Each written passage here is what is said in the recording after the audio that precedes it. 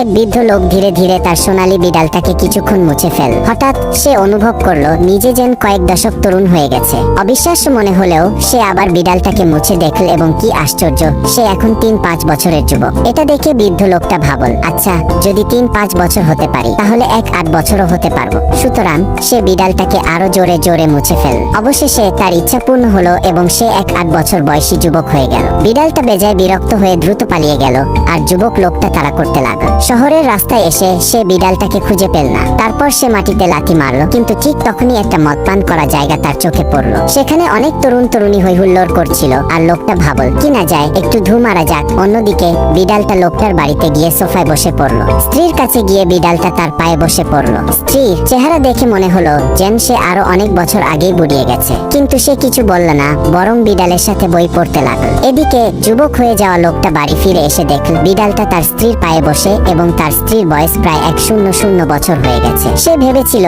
বিড়াল তাকে তরুণ করে দিল, কিন্তু স্ত্রীর বয়স তো যেন পাল্টে গেল। লোকটা রেগে গিয়ে বিড়ালটাকে ধরতে ছুটল, কিন্তু বিড়ালটা তো এমন দ্রুত যে লোকটা কোনোভাবেই তাকে ধরতে পারল না। এরপর স্ত্রীর দৃষ্টি পড়ে তার মুখে। স্ত্রীর মুখে যে এক অবিশ্বাস্য দুঃখ তা দেখে লোকটার হৃদয় ভেঙে গেল। কিন্তু সেই বিড়ালটার অভিশাপে তার স্ত্রীর বয়স বেড়ে গিয়ে আর সেও যেন কিছু না বুঝে একা একা চলে গেল। অবশেষে লোকটা বুঝতে পারলো বিড়ালটা তাকে তার তরুণত্ব দিয়েছে, কিন্তু স্ত্রীর বয়স যেন সে হারিয়ে ফেলেছে।